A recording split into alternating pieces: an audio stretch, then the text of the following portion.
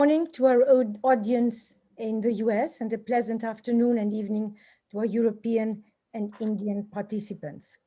It is a pleasure to welcome you all today.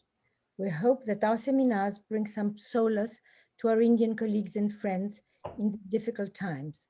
We are thinking of you and hope that this pandemic will soon be controllable. The webinars you have been following are, as you know, a collaborative work between the foundation of His Highness Sri Kandadatta Narasimharaja Wadiyar, the Deccan Heritage Foundation, the Center for Islamic Studies, University of Cambridge. I would like to thank Dr. Pramoda Devi, President of the Wadiyar Foundation, and Dr. Vivek Gupta from the Center of Islamic Studies for their meaningful collaboration. Without the help of Neil Cummings and Shrikara Dattatreya from the DHF, these webinars would not have been possible. I would now like to welcome Professor Richard Eaton. We are really privileged that such a distinguished scholar is going to be with us a second time. Richard Eaton is a professor at the University of Arizona with a primary interest in the social and cultural history of pre-modern India. His book, India in the Persianate Age, explores the long-term interaction between Persianate and Sanskritic worlds, between the Iranian Plateau and South Asia, and was discussed in our first webinars. This discussion incited so much interest that we thought we should take Persianate culture or Persianate world a step further and consider the meaning, the effect, and the decline of this Persianate world, a term that encompasses various aspects of tangible and intangible cultures that affected the political, moral, and aesthetic aspects of various civilizations from Central Asia to the Balkans. And its effect on India is evident on architecture, miniatures, dress code, to mention but a few. I know it will be a fascinating talk, which will touch on many different aspects that will provoke many questions and an interesting discussion between the participants and Professor Eaton. So please, I will say goodbye and ask Richard to take the podium because we don't want to lose a minute from his talk. Thank you, Richard. Thank you so much, Helen. It's a great pleasure to be here. Shall I share my screen now? Yes, yes. Okay, let me do that again. Here we go. Right. Well, yes, today I'm asking three questions. What was it? What was the Persianate world? How did it appear? And how did it disappear? Why did it collapse? I think I'd start by saying that, let's see, get this thing in, yeah. We think of Persian as the national language of Iran, but Iran actually is a remnant of what was once a huge swath of Asia, Eurasia, in fact, in which Persian had been a cosmopolitan tradition for nearly 1,000 years, on a par with Greek, with Latin, or with Sanskrit. So I'm defining the word as an integrated sense of moral, socio-political, and aesthetic order informed by the circulation of Persian texts considered prestigious and normative. These texts circulated across a vast span, as you see here on this map, stretching all the way from the Balkans in the west to Bengal in the east, with extensions reaching maritime Southeast Asia between the 9th and the 19th centuries. So the question then, one question is, what are the historical origins of this? It really was a consequence of the political and socio-linguistic processes that were triggered in the year 651, when Arab armies had overthrown the Sasanian Empire and swiftly annexed its former territories in Iraq, the Iranian Plateau, Khorasan, and Central Asia. Arab caliphs instated Arabic language for administration, commerce, literature, and education, effectively submerging the region's Iranian languages, including Middle Persian, which had been the official language of the defeated Sasanian Empire.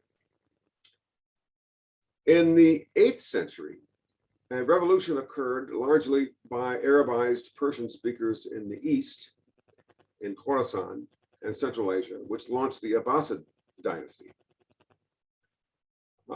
But by establishing their capital in Baghdad in the 8th century,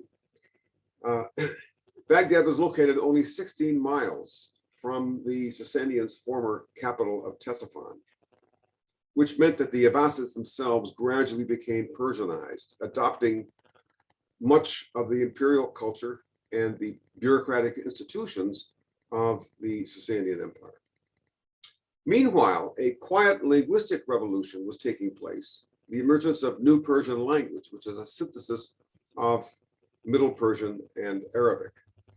This was helped by bards who spoke a hybrid tongue and were patronized by members of the old Sasanian landed aristocracy, who had largely remained in place across the Iranian plateau. Then in the latter part of the 9th century, rulers in the eastern portion of the Abbasid Empire, in Bukhara, who were theoretically governors for the Abbasids, but in fact were independent monarchs of the Samanid dynasty. The Samanid dynasty patronized this New Persian language, both as a literary medium and as the official medium for bureaucracy. And other provinces in the Eastern Abbasid domain followed suit. And what's fascinating is how Persian survived when many other languages of the Middle East, such as Coptic or Aramaic or Syriac, either declined or in many cases, some cases actually disappeared. And the answer, I think, is in part because Persian was not identified with any religious liturgy or ritual. Therefore, from an Islamic standpoint, it was neutral, it was unproblematic. Unlike some of the other languages, which did have associations with liturgy or with other religions. Nor was Persian identified with any ethnic group, unlike Arabic or Turkish. One of the words for the Persian language was simply Dari, which meant the court, or Farsi, which simply referred to a region in Iran, but not to an ethnic community. Furthermore, the language was incubated in Central Asia, in urban centers like Bukhara. And this region in Central Asia straddled long-reaching interregional trade routes, spanning all the way from the Mediterranean in the west to China in the east and south to India. So we have a very mixed population here, population that included Zoroastrians, Christians, Manichaeans, Jews, Muslims, of course, Buddhists, and was multilingual. Turkish, Arabic, and Sogdian were also spoken in addition to this New Persian language. But Persian became the common denominator in this multi-ethnic society, which gave it very early on a very cosmopolitan.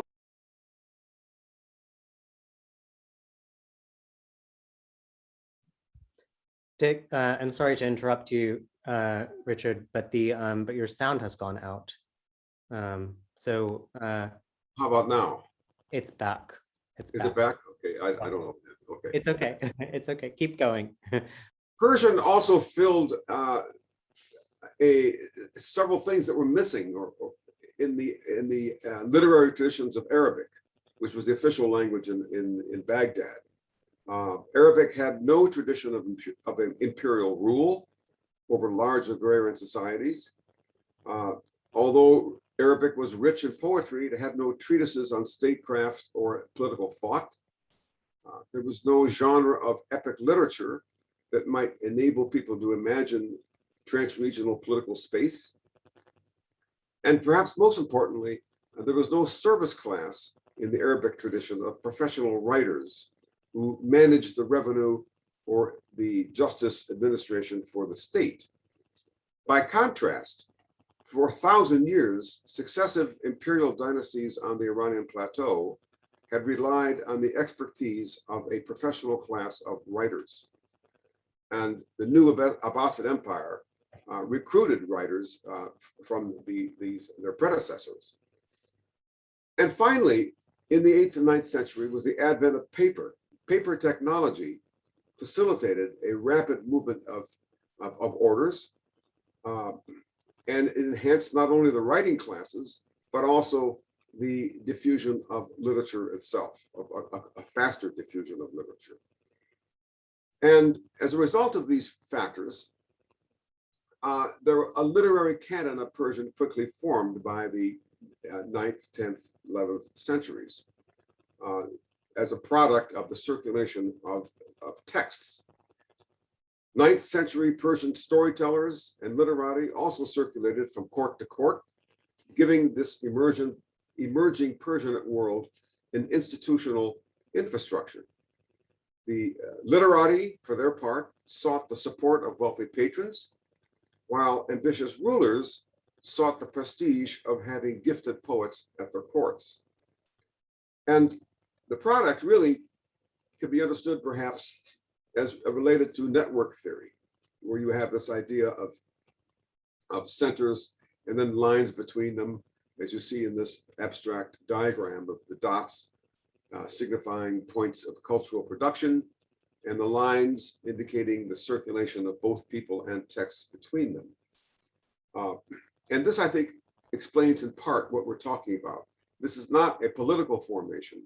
It's a movement of texts and people from court to court, or Sufi shrines or dargahs, and for schools, madrasas. These all reflected or can be thought of as dots, as you see here on this diagram. So in the 10th and 11th centuries, the Ghaznavid Empire or dynasty emerged in eastern Afghanistan as an offshoot of the Samanid dynasty, which had already been patronizing Persian. And this was a period that E.G. Brown calls the so-called Persian Renaissance, a moment of particular flourishing of poetry under the Ghaznavid sultans based in eastern Afghanistan, the city of Ghazni. Poets like Farooqi Sistani, Unsuri, Manuchehri, and others in the 11th century, under the patronage especially of Sultan Mahmud of Ghazni. This was also the time that Ferdowsi, the great Persian poet, wrote the Shahnameh, an epic poem in Persian, which glorified such people as Alexander the Great. And what's interesting here is that the emergence of an epic poem around a number of figures, including Alexander, allowed people to imagine themselves in a trans-regional space. Alexander himself, of course, connected Iranian Plateau with India, as well as the Eastern Mediterranean, and was therefore seen as a universal king. But he was also understood as a Persian king, inasmuch as for Ferdowsi, the author of the Shahnameh, argued that he had been the secret son of a Persian princess and the Achaemenid Persian emperor Darius the Great. This means, therefore, that Alexander was not only a universal king, but a Persian king in the Shahnameh. And he was also a quasi-messianic figure, understood in Islam as a figure identified with the enigmatic personage in the Quran, defined as the Zulkarnain, or the one with two horns, who had traversed the world from east to west and thwarted the forces of evil. Alexander conveniently became identified with this person as well, helped along by coins that were minted long before Ferdowsi, such as the coin you see here, the Greek coin in the lower right, where you actually see two horns. So my point here being that by the 13th, especially the 14th and 15th centuries, an enormous canon had appeared of Persian literature, consisting not only of poetry, but also of works of romance literature, stories, history, politics, Sufism, embodied by such familiar names as you see here on the slide. It was the works of these people that was moving across these this transregional space I spoke of, from madrasa to madrasa, from court to court, from Sufi shrine to Sufi shrine, and so forth. Works that were committed to memory. And collectively, these texts elaborated norms of kingship, of governance, of courtly etiquette, of social comportment, Sufi piety, art, architecture, and much more. In other words, these texts can be understood as the ideological scaffolding that sustained the emerging Persianate world. And what's interesting also is where these works were produced. Nizami Ganjavi, for example, the great storyteller, the author of the Pajganj and many popular works that moved across the Persianate world, wrote them from the Caucasus in Ganja, as you see here on this map. Hujwiri, who wrote the first important treatise on Sufism, was writing in Lahore, in the Punjab. Amir Khosrow lived his entire life in Delhi. Jalaluddin Rumi got pushed across from Afghanistan across the plateau to the Anatolian plateau to Konya in the period of the Mongols. My point here being that points of production were by no means confined to the Iranian plateau, but were spanning an enormous range of space all the way from Anatolia to South Asia. So, and they're very far from Bukhara. Bukhara, again, being the old capital of the Samanid dynasty, where this whole thing had begun in the 9th century. So the growth of the Persianate world can be explained in a number of ways, it seems to me. One of them is by patronage of expanding states. Led by ethnic Turks, the Ghaznavids infiltrated not only Central Asia and Khorasan, but they also moved into South Asia, where Lahore was one of their capitals. And conquest, therefore, explains part of the movement, because obviously the sultans that were in charge of these conquests across the Iranian plateau and dipping into South Asia were also patronizing Persian literature. At the same time, the Seljuk Turks, who eventually defeated the Ghaznavids, moved out of Central Asia from their heartland, as you see here on this map, across the Iranian plateau, moving all the way into Anatolia. But they also lavishly patronized Persian architecture and Persian literati. Seljuk sultans adopted Persian titles such as Khosrow or Gobad or Kaikous. They issued coins with the image of lion and sun on them, an ancient sign of Iranian kingship. They traced their own origins to the ancient kings of Persia rather than to Turkish heroes. And most importantly, they used Persian as the language of administration. And I go back to that point because administration had been the purpose of using Persian for many years, going all the way back to the Achaemenid dynasty of the 5th century BC. So the patronage of expanding states is one means by which this Persianate world was expanding. The second one was simply by migration. Genghis Khan and the Mongols invaded Central Asia in 1219, which began decades of Mongol intrusions that drove thousands of traumatized Persian speakers from Central Asia and Khorasan and the Iranian plateau further west and further south and east.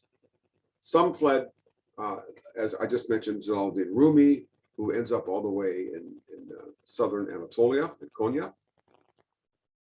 But to the east, that Delhi Sultanate had already been established at the time of the Mongol incursion and welcomed refugees who fled Central Asia to Lahore and to Delhi and to other sites under the control of the Delhi Sultans.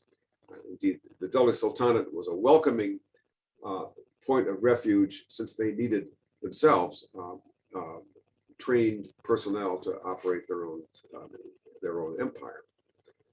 This meant, therefore, that cities like Delhi, Bidar in the Deccan, we'll come to that in a moment, Gaur, Pandua in Bengal, all of them became points of that were filled up by refugees. So this all meant that throughout the Persianate world, you have these points of production, but you also have the migration of peoples into these areas. Apart from migration and patronage of expanding states, Persianate culture was simply imitated or emulated by peoples very far from the original points of the origin of this world.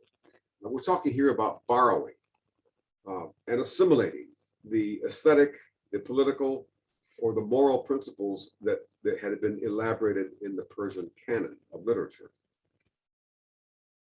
In other words, people of any ethnic background or any religious background wanted to participate in this fashionable, cosmopolitan, and interregional culture. Something like today, soft drinks, Coca-Cola, blue jeans, this kind of thing moves across political boundaries. And what was being emulated was a whole spectrum of Persianate culture, such as ideas of justice. From the 11th century, when the Abbasid Caliphate was weakening, there emerged a de facto separation of religion and state. And this idea was especially pronounced in a whole genre of literature, the so-called advice for kings literature. A good example you see here is given by Ibn Balkhi, who writes that there is no kingdom without an army, no army without wealth, no wealth without material prosperity, and no material prosperity without justice. So that justice becomes kind of the kingpin of this worldview, which, as you notice, has no mention of God or religion. And furthermore, these kinds of adages integrated economy, morality, power, and kingship, all of them into a single coherent ideology that diffused rapidly across geographical space. Indeed, it infused even to areas that were far from rulers of the sultanates, such as the Delhi Sultanate. In the Deccan Plateau, in the eastern Deccan, the Kakatiya dynasty was in power, and one of its poets, court poets, Badena, issued a statement remarkably similar to that of Ibn Balkhi. To acquire wealth, make people prosper. To make people prosper, justice is the means. O Kirti Narayana, they say that justice is the treasury of kings. And what you notice there is how the same three ideas of prosperity, wealth, and justice are all conjoined. But the larger point is that Badena was contemporary with rulers such as Iltutmish in North India, who issued coins like this one, where you actually have the word adl or justice that were printed on it. And this illustrates, it seems to me, the facility of the idea of justice to move across vast stretches of territory. The same is true with the idea of the sultan. The very word sultan becomes assimilated into various languages of South Asia. Why? Because rulers wanted to advertise themselves by the one word that was already seen across a vast space as referring to the ultimate political authority, the king of kings, as it were. And so the word sultan, although it is an Arabic word, was not identified with religion, with Islam or anything else. And therefore, it was readily picked up by such persons as the founders of the empire of Vijayanagara in the mid-14th century, when you had this idea of Hindu Raya Suratala, where the formula of the sultan among Indian kings is very significant, it seems to me, because this illustrates once again the diffusion through the process of emulation, not conquest and not migration. The same dynamic is seen in the realm of architecture, where in the 15th and 16th century, the sultans of Vijayanagara, as it were, displayed, especially in the royal center of their imperial capital in the south, in the southern part of the imperial capital, you have monuments such as this, where you have all of the characteristic features or vocabulary of Persianate aesthetics, arches, domes, cross vaulting, and so forth, are all emulated or imitated here by the sultans of Vijayanagara. We see this in palaces, in audience halls, in gateways, anything that's not specifically associated with Hinduism. In other words, all of the kind of administrative or political buildings, palaces and the like, would have this kind of these features. And it even goes to the point of in Vijayanagara of having Chahel Satoon or Sad Satoon, 40 columns or 100 column halls. Here we have right in the middle of the royal center at Vijayanagara is the palace of 100 columns, which is seen here in a diagram form. And incredibly, it seems to mimic almost exactly what had already appeared many centuries earlier in Persepolis, Iran, where under the Achaemenid emperors, you have again a hall of 100 columns. And here we have in Vijayanagara exactly the same kind of phenomenon, where the court, the emperor of Vijayanagara would hold court in a north-facing palace, very similar, if not indeed identical, to what had already appeared in Persepolis. So the other dimension of this is in attire, clothing, articles of clothing that are also assimilated through the process of emulation.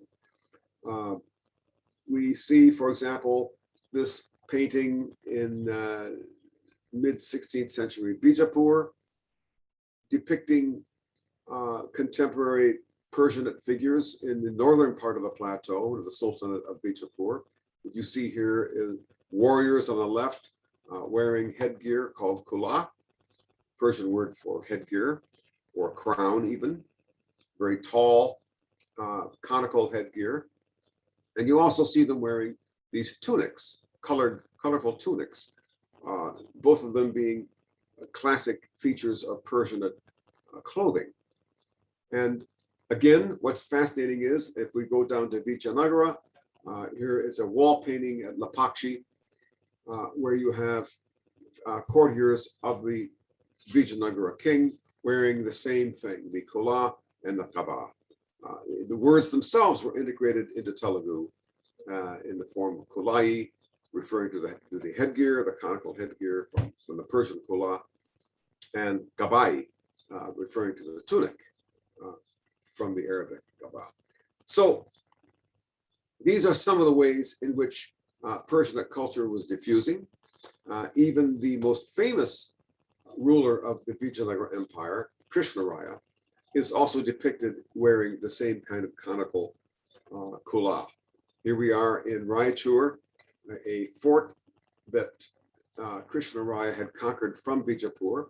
And you see around the midsection here of the courtyard, a frieze of figures all of them, most of them drawn from the Ramayana epic, but included in them is this image of Krishnaraya himself, seated, as you see here, on a throne with two female courtiers. But significantly, he's wearing, as you see here, the kula, the Persianate hat, indicating that the most powerful emperor of Vijayanagara is himself wishing to participate in this broader Persianate world. And then finally, the growth of the Persianate world can be seen and understood through the diffusion of what has been called cosmopolitan vernaculars. What I mean by that is this: after Ferdowsi, New Persian evolved from a regional lingua franca to a trans-regional cosmopolitan language with this rich literary canon that I spoke of. As such, it served as a model for vernacular regional languages, such as Hindavi, Urdu, Malay, Dakhini, Turkish, many other languages, which in turn developed their own literary traditions, but oftentimes modeled after the Persianate tradition. In other words, if we think of, for example, cosmopolitan Latin language and how it related to Spanish, for example, or French, and how French literature and Spanish literature, oftentimes in early times anyway, modeled themselves after Latin, or the way in which Sanskrit had served as a model for languages, regional languages like Javanese or Kannada or Telugu or many others. Such languages have been called cosmopolitan vernaculars inasmuch as they were all local languages, regional languages that developed their literary traditions modeled on an older, prestigious and trans-regional language, such as Sanskrit, such as Latin, or now such as Persian. So Turkish, for example, is a classic example of the earliest Turkish literature. Much of it was modeled directly after Persian modes of rhyme and meter.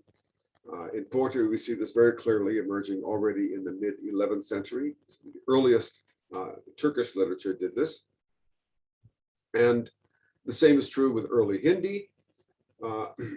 The popular form of literature called the Premakyan, stories that appeared in Eastern India, composed in Persian Arabic script by India-born Sufis. This literature was patronized by provincial officials in Delhi or Jaunpur sultanates.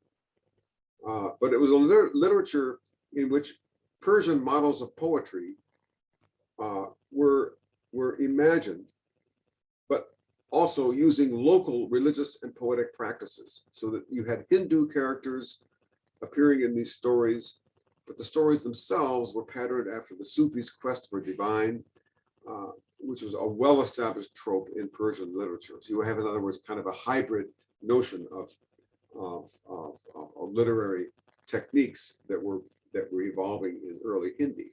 Same thing is true in Dakhini, in the Deccan Plateau, where, again, a regional language grew up more or less in the shadow of Persian language. And in this way, we see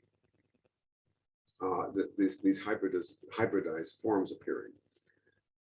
So in other words, when we talk about the Persianate world, it's not necessarily and always the Persian language itself, which is being seen here and being modeled, but rather local languages which are imitating Persian tropes, Persian meter, Persian rhyme, Persian methods of literary techniques. All of that could be seen as another dimension of the growth of the Persian world. This also applies all the way as far east as Southeast Asia, where the Malay language, we can see a number of words to kind of illustrate my point here, in areas such as shipping or in commerce. or in politics. These realms, there's a very high number of words that were taken directly from Persian and then integrated into the Malay language. So this process of emulation, therefore, can be seen as having its linguistic aspect as well. I want to kind of illustrate this by pointing out one romance story in particular, the story, the Saif al-Muluk, which began as a Persian romance, probably in 13th century Gujarat. But already in the 1530s, there appeared a versified version of this Persian romance in Turkish, or specifically Chagtai Turkish, at the Uzbek court in Bukhara. And from there, the same epic, the same story, the Saif al-Muluk, was carried into North India by the Mughals with the Mughal conquest in the early 16th century. When Babur comes in the area, the Uzbeks in his company carried the same story, the Saif al-Muluk, into Delhi, into North India. And from there, it diffuses down into the Deccan Plateau in the 17th century, when the Sultan of Golconda is patronizing the Deccani language. And now there's a Deccani version of this same poem. So by now it had appeared in Persian, in Chagtai Turkish, and in Deccani. And next it appears in the Bengali world. Only 10 years after it appeared in Golconda, in the Deccan, it moves very quickly into the Arakan coast, and it gets translated into Bengali. And by the end of the 17th century, in 1685 to be exact, a member of the diplomatic mission from the Iranian court in Isfahan goes to Siam, and this diplomatic mission noted as they were sailing around the island of Sumatra that this was the very place where the hero of the story, the Saif al-Muluk, had found his beloved. In other words, these Iranians from Isfahan are very far to the east in Sumatra, and they're already imagining that this is the area where the Saif al-Muluk story had occurred. So the point here being that the Persianate world was not just a question of the migration of peoples, but it was also a subjective phenomenon, something that inhabited people's imagination or collective imagination in this way, as the Saif al-Muluk, as well as being an objective, mappable zone in which texts and people were being circulated. So I've spoken this morning, or this afternoon, or this evening, wherever you are, in terms of the nature of the Persianate world and the diffusion of this world across remarkable space. And I want to conclude this by a few words about what happened to all this, the collapse of the Persianate world. And several things can be said here. Probably the most important is that the rise of nationalism in the 19th century occurred across Asia, of course. The European intrusion in Asia sees, obviously, the British coming to South Asia, the French coming to Southeast Asia and so forth, the Russians moving down into Iran itself. And these intrusions overthrew the indigenous courts that had been patronizing Persian literature, many of them. The Mughal court being only one of these in 1858. And this disrupted some of the well-established networks along which Persian texts had been circulating. That's the first point. But then you have, moving into the early 20th century, the opposition to European colonialism across South Asia and across Iran, plants the idea of these powerful nationalist ideas, the idea of one language, one people, one land.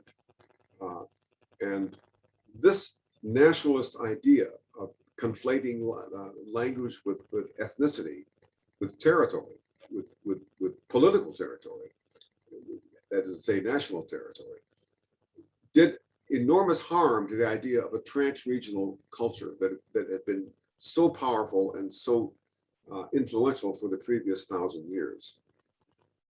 And for example, rulers of the Qajar dynasty in Iran, ruling from 1789 to 1925, they appropriated the Persian language and the entire literary canon of Persian as an Iranian language. And we see this idea of identifying Persian as a specifically Iranian national language illustrated architecturally by such things as the tomb of Ferdowsi, which is very ironic because Ferdowsi, as I mentioned earlier, was the author of one of the earliest and certainly the most famous epic works in Persian language. It was Ferdowsi, the Shahnameh of Ferdowsi, that had triggered the vast diffusion of an epic poem which was translated and transliterated into many languages and peoples. It was this same poem that had glorified Alexander the Great as a trans-regional universal Persian king. And now his own tomb is being designed by Reza Shah Pahlavi in the early 20th century, between 1928 and 1934, in northeastern Iran, not far from Mashhad. And the design of this tomb is deliberately taken after that of Cyrus the Great in southern Iran, near Persepolis. And the attempt by a 20th century Iranian king to fashion a tomb for a 11th century poet following the design of a 6th century BC emperor, it seems to me nicely conflates this idea of what nationalism meant and how it actually worked. In other words, Ferdowsi was now appropriated as an Iranian poet, identified specifically with Cyrus the Great. And this nationalizing of Ferdowsi is, I think, symbolic of what was happening across the early 20th century as nationalism was taking root, not just in Iran, obviously, but also in new states like Turkey, obviously independent India, the states of Central Asia, and so forth.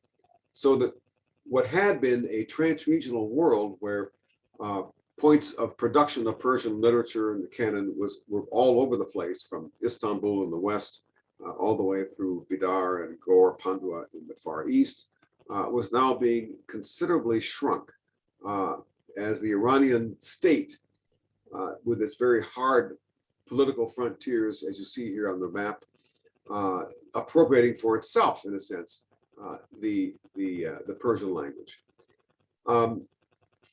Turkey, for its part, replaced the Arabic script with Roman script and made Turkish as its national language, which went very far in marginalizing Persian. And even Persian vocabulary had systematically been reduced in modern Turkish. In Central Asia and in the Caucasus, the Soviets, for their part, replaced the Arabic script with the Cyrillic, which is the language, the script used, of course, for Russian. And they elevated Turkish languages in each republic to, as it were, national status. This meant, therefore, that people who had grown up reading the poetry of Sa'di or Hafez were no longer having direct access to the Persian script, and were there in a very powerful sense cut off from the Persianate world. And obviously the same thing happened in India itself, where in the mid-20th century, regional vernaculars like Urdu and Hindi were similarly raised to quasi-official status in the country, if not national status, at least official status. And all of this, therefore, had the effect of shrinking what had been a trans-regional world into a series of nation states, each with their own national language. So in this context, therefore, there was no way that a cosmopolitan transregional language like Persian could continue to flourish across national borders in the same way that it had been doing for many centuries. With a few exceptions, of course. In Afghanistan and in the Central Asian Republic of Tajikistan, obviously, Persian still is the official language in those regions, or at least one of the official languages. But these could really be seen as kind of pools left over by the retreat of a tide. As the ocean moves away, a few puddles are left, and that's what we find being the case today. I want to close with one final remark, and that is that this idea of the Persianate world that I've been trying to describe today is a remarkably recent phenomenon in the academic universe, in the sense that although the Persianate world had always been a very vibrant phenomenon, the very word Persianate is a neologism. It's a relatively new term. It was actually coined by the great historian of Islam, Marshall Hodgson, back in the early 1970s. He talked about the Persianate world, but it did not take off. It did not find a great deal of usage even by academics in the 1970s and 80s and 1990s. It really wasn't until the early 20th century that the word Persianate became used by academics. And my own theory as to why that it took so long for the word Persianate to become popular, I believe, has a lot to do with the fact that the Iranian Revolution, 1979, 1980, made it impossible for scholars who studied Persian to go to Iran. And many scholars who had worked in Iran previously, but could no longer do so after 1980, went to India, went to Central Asia, went to Afghanistan, went to the Caucasus, worked in Anatolia. And one by one, scholars began to kind of rediscover what had always been there, which was this larger Persianate world. And so that even though the word Persianate had been coined in the 1970s, it was really not until the 21st century, especially in the last 10 or 15 years, that the word has kind of taken off.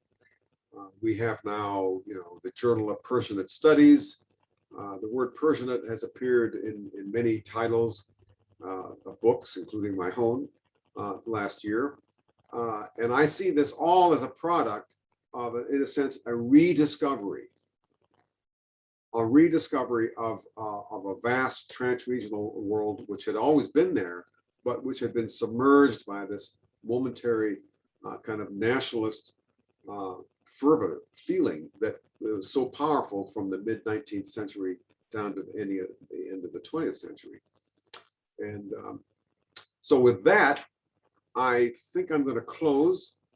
And I thank you for your patience, and I look forward to any questions or comments that you may have. Thank you. Thank you, Professor Eaton. That was absolutely wonderful. And I would like to just thank you for that really clear and well-presented lecture. For our audience today, please type your questions in the chat box or raise your hand. If you type your questions in the chat box and they're very detail-oriented, we will take them after the session. But if you have larger questions that everybody can benefit from, we will take them immediately. But while you're thinking about your questions, everybody, I would like to ask one question just to get the discussion started. Yes. And I have many questions for you about this that stem from my own work. I was thinking about the relationship between, you used the word emulation, and I was also thinking about, well, what about refraction instead of emulation? Because these things have different meanings in different places. I was thinking about the title of Karl Ernst's book, Refractions of Islam in South Asia or India, and that idea that I think Tony Stewart had developed about having, it's not just emulating or imitating a particular practice, it might be also emulating it to give it a different meaning in a new place in Persianate practices.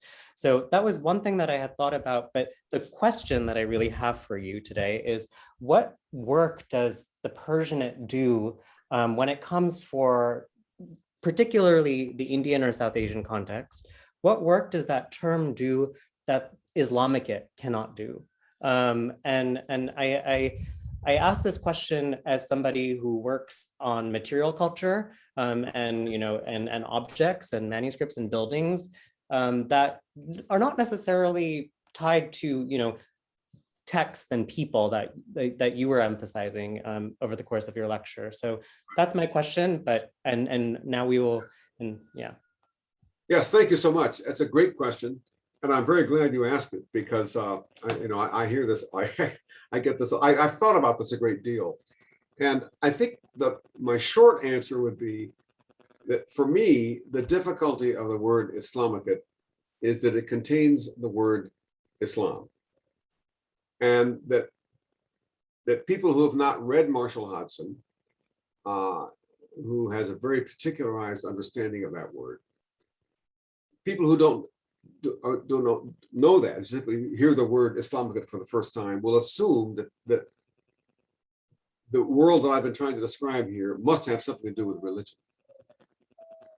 And I want to be very clear that I think this is a world that, although it's connected to religion, insofar as the Persian language certainly was a vector or carrier of Islamic ideas. It was a vector of many ideas. One cannot think of Sufism, for example, without thinking of the vast amount of Persianate literature which appeared throughout the Persianate world.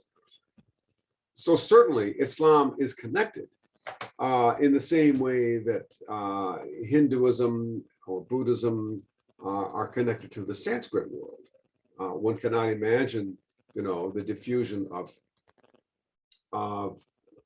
Sanskritic culture or Hindu Buddhist culture into Southeast Asia without the Sanskrit world being there. So the language is a carrier of many things, religion being one.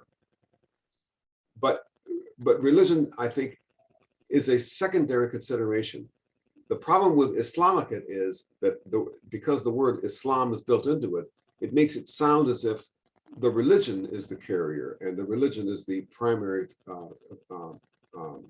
feature of this phenomenon.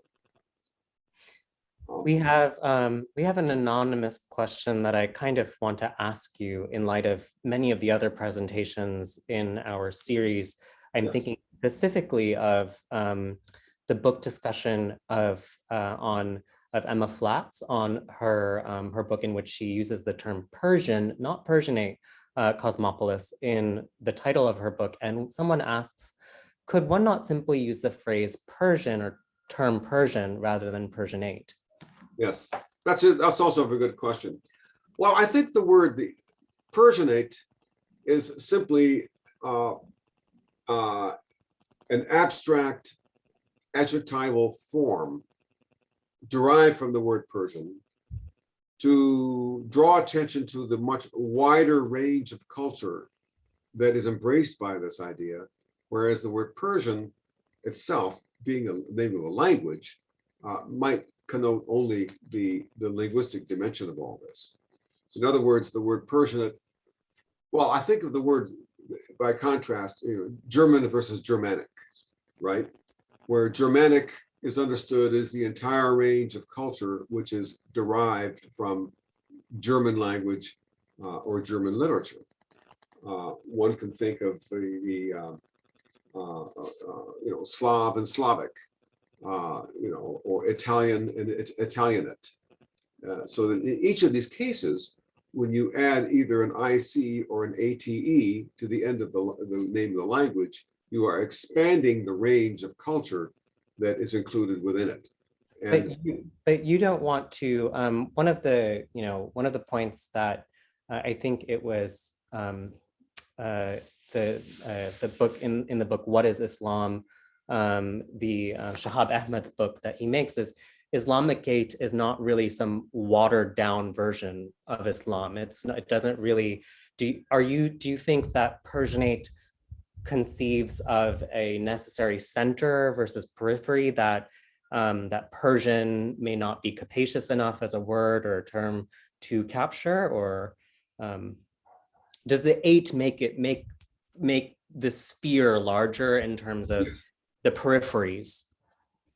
yes, I mean the eight, the Persianate expands the range of what we might think is in a territorial sense, but also in a categorical sense of what is included. I mean, when we speak of the Persianate, it's a more abstract term, whereas the word Persian is far more concrete. And so to me, that's the essential thing that you are getting. What the value added in Persianate is you are expanding it territorially, and also you are including more things in it than the word Persian. The word Persian alone doesn't quite do that. Persian is a language, whereas Persianate is all the things that is carried by that language. So Jos Gommens asks, says, thank you so much, thoroughly enjoyed this. Their question is, in discussing the canon, you didn't mention philosophy. What happened to Greek philosophy besides adab and akhlaq in the Persianate world that had been translated extensively in Baghdad and under the Abbasids? Right. Is there a Persianate version of Greek philosophy, and how different is it from earlier Arabic developments? Exactly. Well, philosophy is one of the many things that is carried into this tradition. Greek philosophy, absolutely. I mean, the relationship between Islam and Persian obviously is a very long and complicated one. And when I use the word Persianate, I'm trying to separate out what is specifically non-religious. In other words, Persianate takes us into a realm where we are not necessarily concerned with relationships between humans and a super human reality, which is religion. This allows one, therefore, to absorb all kinds of things. Philosophy, I did not mention, that's true. There are lots of things that did not include in this discussion. But Greek philosophy, Indian philosophy, were all assimilated into the Persianate world in ways that were remarkably more cosmopolitan, I would argue, than even was the case with the Sanskrit world.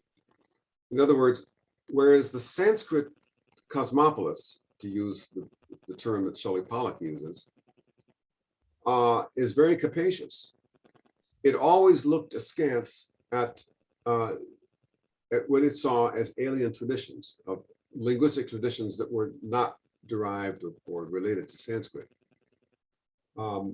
Whereas in the Persianate world, there was no reluctance or hesitation to assimilating Greek philosophy, Islamic thought, obviously, Turkish ideas of virtually everything, Indian ideas came in. So, and one sees this especially in ideas such as the Shahnameh of Ferdowsi, where Turkish, Greek, Arab, and Indian thought as all assimilated into the Persianate world.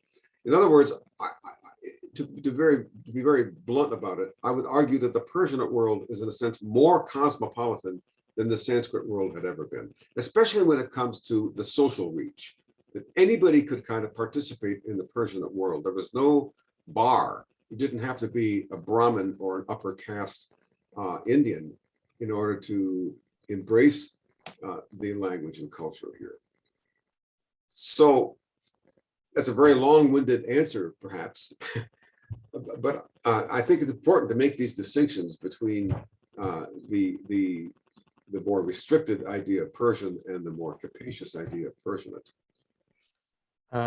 We have a question, a hand raised from someone whose account is named iPhone Telengonkar. If you'd like to unmute yourself and ask your question by voice, we're happy to take your question.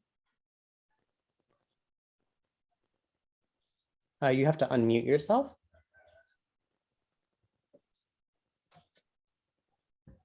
Okay. Okay, can you hear me now? Yes, we can hear you. Okay, my name is Dr. Telegaonkar from Richmond, Virginia. It was an excellent presentation. My question is, can you touch about the Persianate influence in Islamic Spain? Islamic Spain. Yes. Well, the Islamic Spain is primarily a product of Arab diffusion across the Maghreb. So one does not find, to any considerable degree, significant degree, a direct Persianate influence at all. Really, what we think of as Islamic Spain is largely derived from early, obviously from early Arab expansion across the Northwest Africa. So when we think of the Persianate world, geographically speaking, it's really talking about the eastern half, the half that you see illustrated on the map that I closed the talk with. Thank you. We Yeah. have another question from Neelab Sinha. Neelab, would you like to ask your question by voice? Yes, thank you so much. Thank you so much for that talk, Professor Eaton. I was wondering, because I was talking to a colleague last week now, and we were just having a discussion about this. But it seems like there's like a rise of vernaculars around the same time, 15th, 16th centuries, on the basis of these model classical languages, as you also mentioned, Latin, Sanskrit. Is this, so it seems like a complete coincidence, or is there some kind of early modern moment? Can we attribute a cause to this Eurasian, at least, development? That's a very good question. There is, as you point out, a remarkable coincidence that's going on here across the whole Eurasia, for that matter. If one were a technological determinist, one might argue that the diffusion of paper had something to do with the rapid, or at least increasing the velocity of movement of ideas across space. And the rise of vernacular languages, in part, has to do with the diffusion of paper into this area. And you're right, the 15th and 16th centuries sees both the rise of vernacular literatures and also the diffusion of Persian vocabulary in those literatures. It's always struck me as amazing that, you know, in languages like Marathi, it's estimated that as much as 40% of the language was Persian vocabulary in the 16th and 17th centuries. And so, yes, there is this remarkable coincidence that's happening.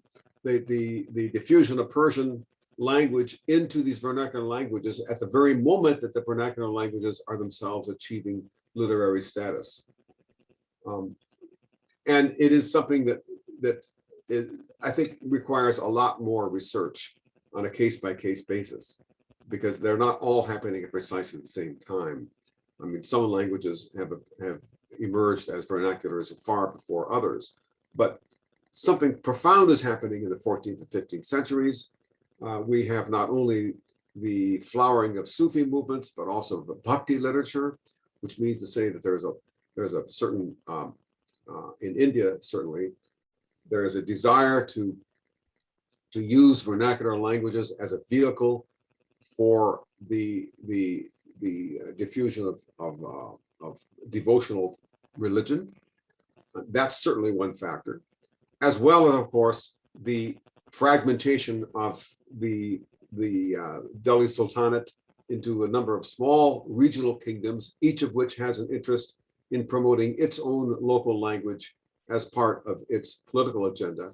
So there are political, as well as technological, as well as religious factors that are all kind of moving in the same direction, all of which point in the end product, which is vernacular languages with a high degree of Persian vocabulary.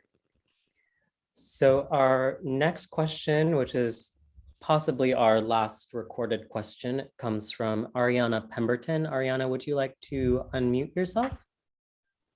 Sure. Yeah. Thank you so much, Professor Eaton, for this talk. I was wondering about whether you could speak a little bit towards this Persianate world model versus the Indian Ocean model.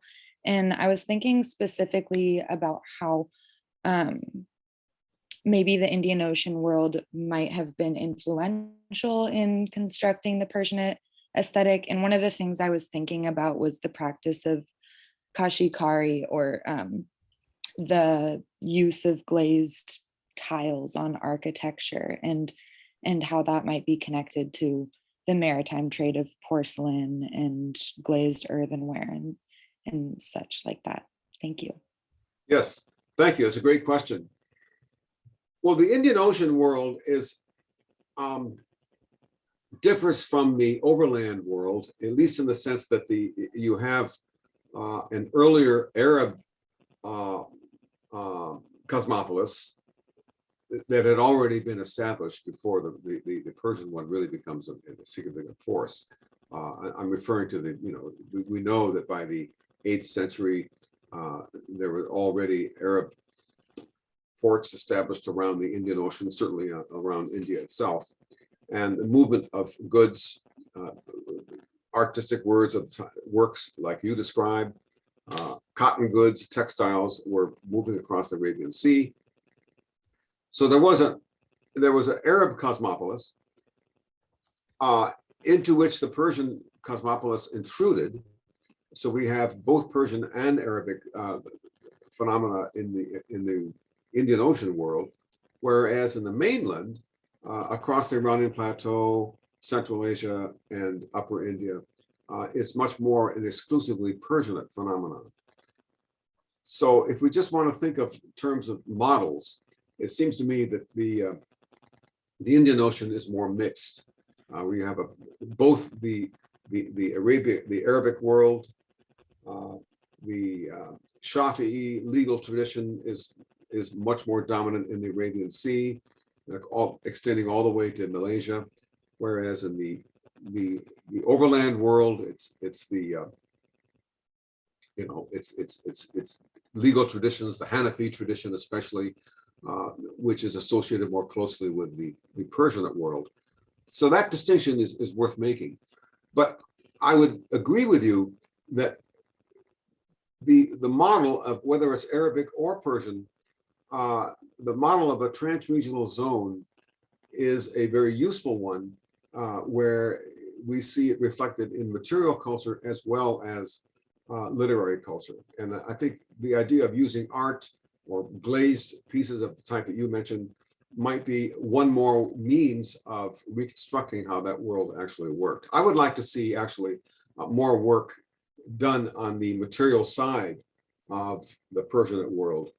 And I think that's one of the things that might be appearing in future scholarship. So thank you for that question. Absolutely. Thank you for all of those questions. And I just wanted to note that we are going to keep all the questions that have come in on record, and they'll be forwarded to Professor Eaton. But please join me in thanking Professor Eaton for his time and this wonderful lecture today. So thank